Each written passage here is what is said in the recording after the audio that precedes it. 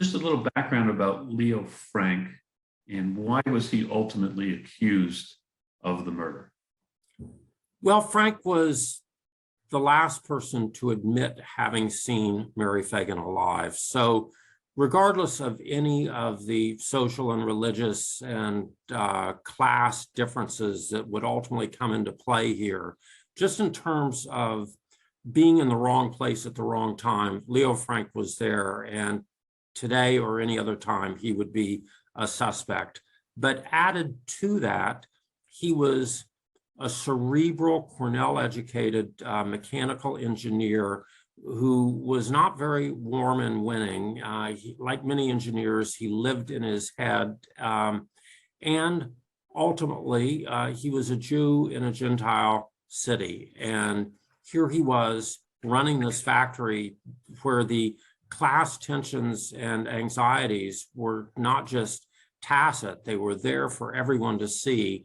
And many of the parents who sent their children off to work in factories like the National Pencil Company were upset that their kids had to go to work at age 12, 13 to help out and keep food on the table. And that this little girl, Mary Phagan, would be found dead in the factory, killed on a symbolic holiday, Confederate Memorial Day, suggested to the parents and an entire swath of Atlanta society that not only did Leo Frank want to take financial advantage of these young girls in his factory, but he wanted to take sexual advantage of them as well. So it was a powder keg of resentment and class anxiety.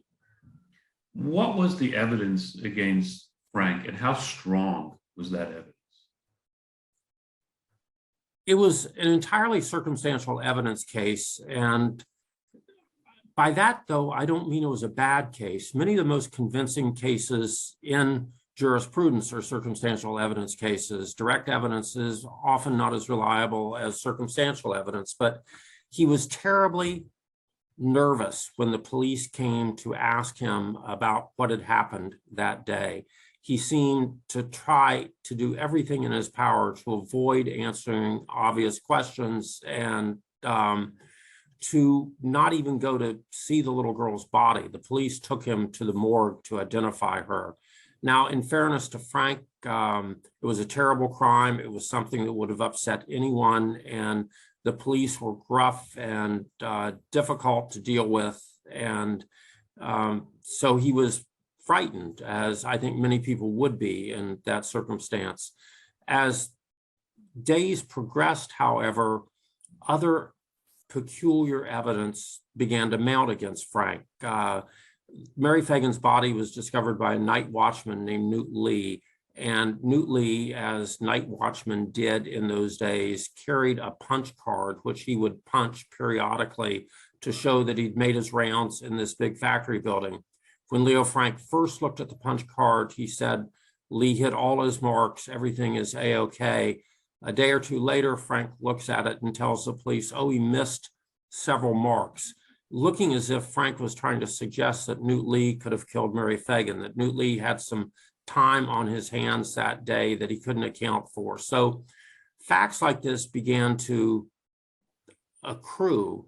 And it was still, though, a very murky, difficult problem until at the 11th hour of the investigation, this black janitor at the factory, Jim Conley, solved the case for the police. I should add, importantly, Mary Phagan's body was found in the basement of the factory, and it was a gruesome scene. The basement was full of pencil grinds and lead, and she'd been dragged over the basement floor to the point where when Newt Lee found the body, he couldn't determine whether she was white or black. Her face was just smothered in ashes. And by the body were two very strange notes that purported to have been written by Mary in her death throes. One was on a company order pad, the other just on a piece of lined notepaper. And they said, essentially, in total, ma'am, that long, tall Negro black down here,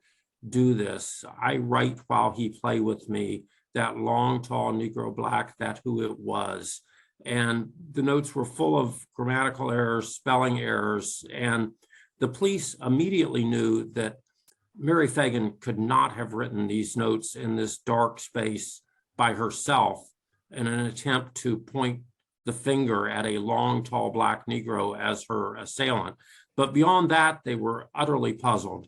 Well, Jim Conley, the black janitor, came along and said that he wrote those notes and that he wrote them at Leo Frank's dictation, and that he had done so because Frank was attempting an assignation with Mary Phagan. It had gone terribly wrong. He had struck her, she had died.